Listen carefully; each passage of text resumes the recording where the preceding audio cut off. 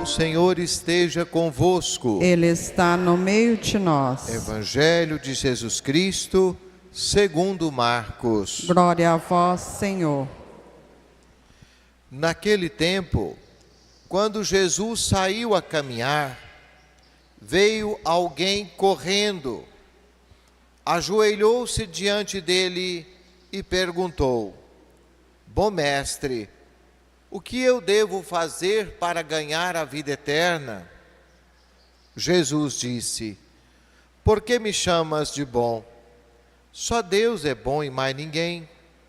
Tu conheces os mandamentos: não matarás, não cometerás adultério, não roubarás, não levantarás falso testemunho, não prejudicarás ninguém, honra teu pai e tua mãe. Ele respondeu: Mestre, tudo isso eu tenho observado desde a minha juventude. Jesus olhou para ele com amor e disse: Só uma coisa te falta. Vai, vende tudo que tens, dá aos pobres, e terás um tesouro no céu. Depois vem e segue-me. Mas quando ele ouviu isso, ficou abatido, foi embora cheio de tristeza, porque era muito rico.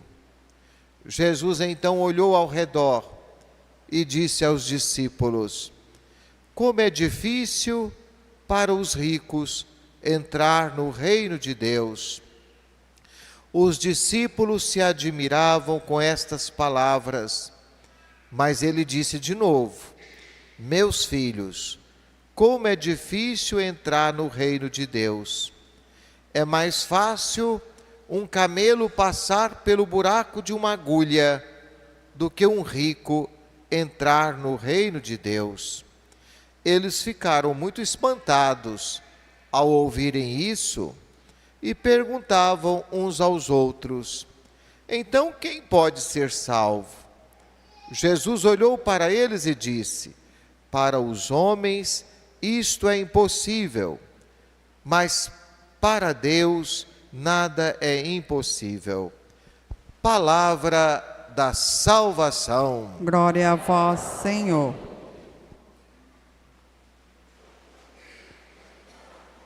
Senhor, tu me olhastes nos olhos e a sorrir pronunciastes meu nome lá na praia. Eu larguei o meu barco junto a ti, buscarei outro mar. Meus irmãos, minhas irmãs, prezado ouvinte, eu fico impressionado com esse evangelho de hoje. Jesus olhou para esse jovem, gostou dele, estava tudo pronto. Ele poderia ser um dos grandes santos da igreja hoje. Poderia estar ao lado de São Paulo, de São Pedro. Mas ele não aceitou o convite. E o evangelho começa dizendo que ele veio correndo para topar com Jesus. Ele tinha fome de Deus. Ele foi correndo para encontrar com Jesus. E disse: Senhor, o que eu devo fazer para ganhar a vida eterna? Uma pergunta que todos nós fazemos: o que eu tenho que fazer para ganhar a vida eterna? É a pergunta de $1 milhão. E Jesus respondeu para ele fácil, repetindo os mandamentos, principalmente os mandamentos que diziam respeito à fraternidade. Veja bem, Jesus disse: você conhece os mandamentos? Não matarás, não cometerás adultério, não roubarás, não levantarás falso testemunho, não prejudica ninguém, honra seu pai e sua mãe. Olha que bonito. Jesus não falou para ele uma coisa do outro mundo, não. Era para cumprir os mandamentos. E nessas coisas mais simples, às vezes é onde nós mais nos derrapamos. Vocês concordam? A gente, às vezes nas coisas grandes a gente até faz, mas derrapamos nas coisas pequenas, na fraternidade, no amor ao próximo, no respeito ao outro. Mas o jovem falou para Jesus: isso eu já faço desde a juventude. Que maravilha! Ele já estava no caminho do céu, porque Jesus mandou ele fazer isso. Ele dizia que já fazia, então ele já estava no caminho do céu, já estava bem encaminhado. Aí Jesus, o Evangelho fala, Jesus olhou para ele com amor, com gosto, e pensou: já que ele está indo tão bem, eu vou fazer para ele mais um desafio, para ele dar um passo maior no caminho do céu. E aí Jesus mexeu na parte mais sensível do ser humano, é o bolso. É a parte mais sensível do ser humano, o bolso. Jesus disse para ele: olha, se você, só uma coisa falta para você, vai, desfaz as suas coisas, vem e me segue. Meu Deus, que chance! O chamado foi de Deus, diretamente de Cristo.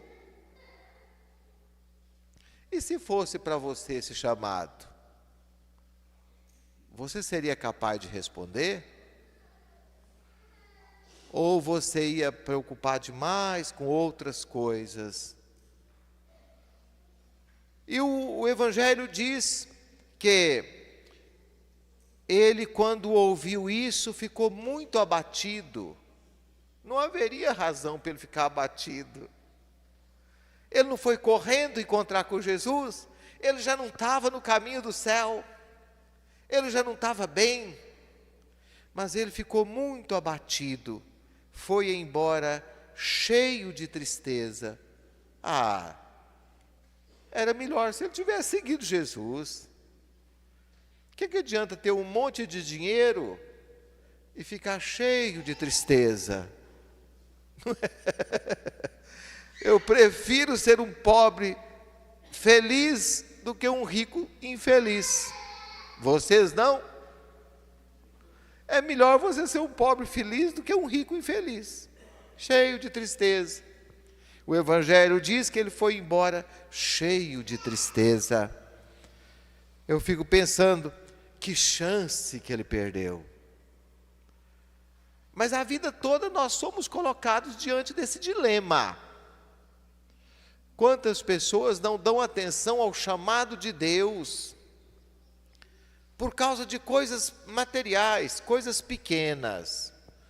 Veja bem, meus irmãos, eu não estou falando que vocês têm que descuidar da obrigação de vocês para servir a Deus, mas muitas vezes não é nem obrigação, a gente fica ali distraindo com coisa à toa e deixa de ouvir aquele chamado de Deus naquela hora. Será que, eu fico pensando, se esse jovem tivesse seguido Jesus, será que ia faltar alguma coisa para ele? Será que nosso Senhor ia chamar ele para depois deixar ele desamparado? Deus é Pai. Qual o pai que desampara o seu filho? Mas às vezes Deus faz um desafio para nós. Nós temos que ter coragem. Vocês, meus irmãos, meu irmão e minhas irmãs, vocês foram convidadas para servir aqui no altar. Vocês disseram sim. Algum ministro da Eucaristia aqui mais velho arrependeu de ter dito sim para Deus? Vocês podem ter certeza, meus irmãos, Não tem um patrão melhor para pagar do que Deus. Ele sempre paga mais do que a gente merece. Lembra lá daquela parábola dos empregados que começaram a trabalhar 9 da manhã, meio-dia, 3 horas da tarde, 5 horas da tarde. E no final do dia o patrão pagou todo mundo igual. Pagou porque é bom. Deus é maravilhoso, meus irmãos. Eu nunca vi uma pessoa que serviu a Deus, que fez coisa para Deus e depois se arrependeu. Mas eu já vi o contrário. Eu já vi muita gente que falou não para Deus, mas depois se arrependeu. Que pena, nós não sabemos nem o nome desse jovem. Ele disse não para Nosso Senhor. Hoje ele podia ser um dos grandes santos da igreja, venerados no mundo inteiro. Que pena. Mas como Deus respeita a nossa liberdade, que a nossa liberdade para Deus é sagrada, Ele não obriga ninguém a nada. Deus quer dar água para você, mas Deus não te dá água à força. Você é livre para aceitar ou não.